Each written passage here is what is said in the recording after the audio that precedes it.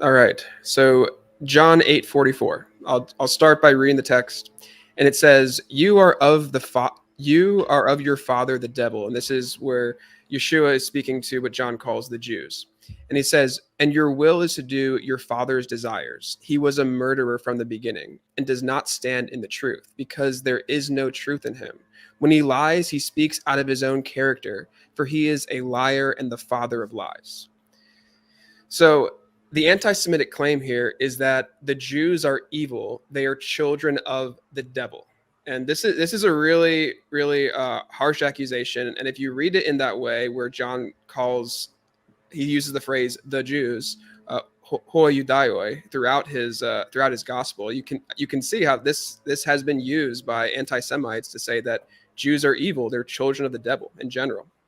So, to address this claim, we need to understand who the Jews are in John's gospel, because John, as I said, repeatedly uses this phrase where he refers to a group that he calls the Jews, hoi judaioi.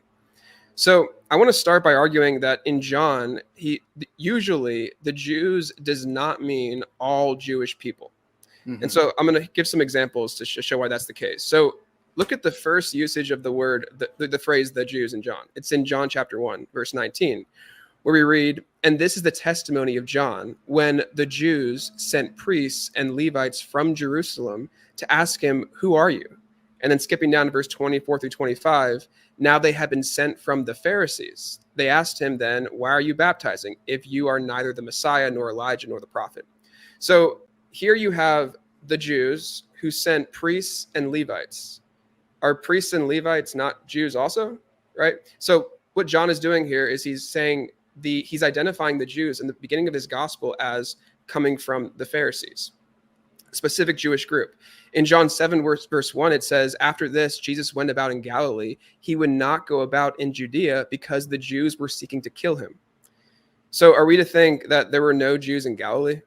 Like that doesn't work.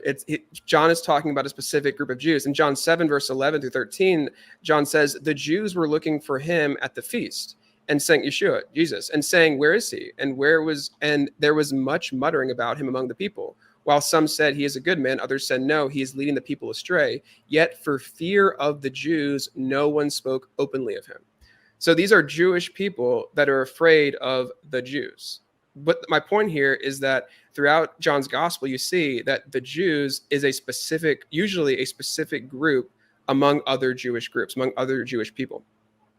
So why this is relevant is that we need to understand who the Jews are that Yeshua, that Jesus is speaking to in John chapter 8. But to understand, again, the identity of who the Jews are, we need to actually go to John chapter 9.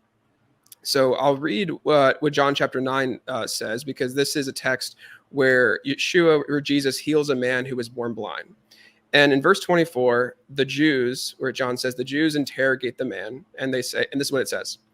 "So for the second time, they called the man who had been blind and said to him, 'Give glory to God. We know that this man, Jesus, is a sinner.' He answered, 'Whether he's a sinner, I do not know. One thing I do know,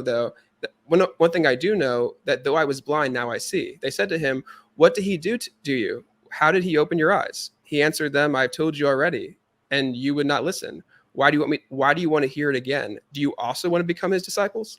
I think that's really funny that John's that he says that, by the way. But when you read in verse 28, it says that, speaking of the Jews, it says, "And they reviled him, saying, 'You are his disciple, but we are disciples of Moses.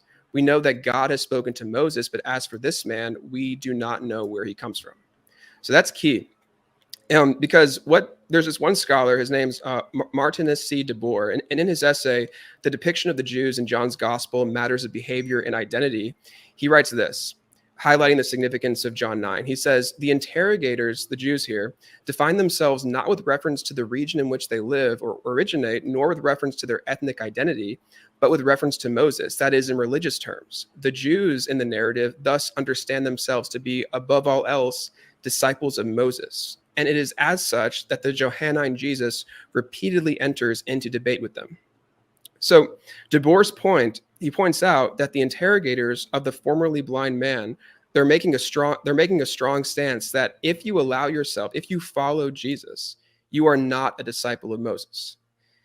They're not the only Jewish group to do this. They're not the only Jewish group to identify themselves as disciples of Moses, in contrast to another Jewish group. In the Babylonian Talmud in Yoma 3a, one group of Torah scholars describes themselves as disciples of Moses, in contrast to the Sadducees, who they say are not disciples of Moses. So the short answer here is that John refers to a group of authoritative Pharisaic Jews who want to kill Jesus as the Jews, in an ironic and even sarcastic way. He does this because while claiming to be disciples of Moses, by denying Jesus' messiahship, they are not actually listening to Moses, who wrote about Jesus, as we read about in John 5:46. So John calls this group, the Jews, as a sarcastic dig. It's John's way of saying that the group denying that followers of Jesus are disciples of Moses, they themselves are not living up to what it means to be a Jew, obeying Moses. In Christian terms, this is like saying you're not being biblical. So John's use of the Jews is not an anti-Semitic slur; it's an inter-Jewish sarcastic criticism. Right. Okay, so that's the context that we need when we approach John chapter 8, verse 44. So let's read again. You are of your father the devil, and your will is to do your father's desires. He was a murderer from the beginning and does not stand in the truth, because there is no truth in him. When he lies, he speaks out of his own character, for he is a liar and the father of lies. So right here, Jesus is not saying that all Jews are children of the devil. He's criticizing a particular group of Jews. In fact, in John 4, verse 9, Jesus is identified as a Jew. And in John 4:22, Jesus says salvation is from the Jews, right? Mm-hmm. So, yeah. Yeah, I was going to bring that up, so I'm glad you did. Yeah. So why does Jesus say you are of your father the devil?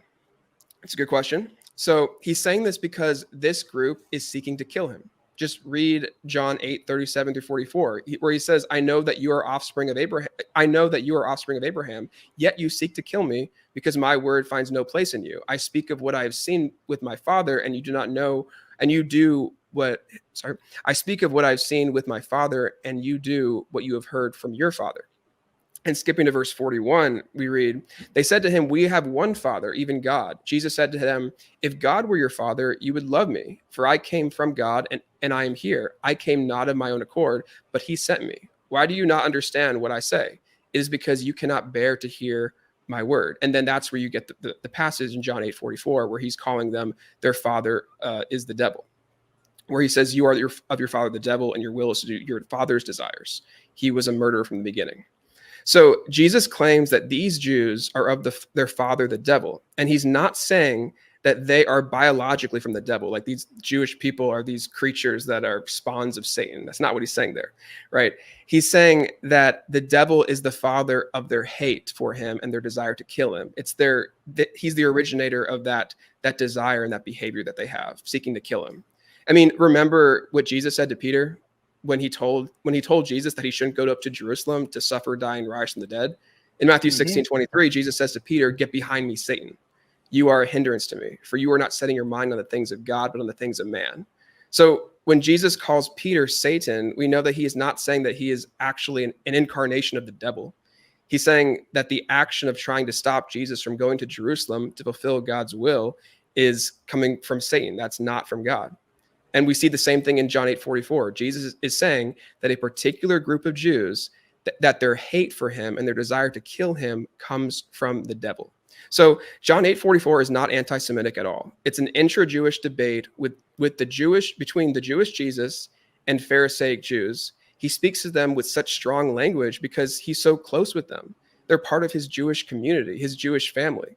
Even in the Babylonian Talmud, we read about one rabbi who criticizes his brother for disagreeing with him on a ruling.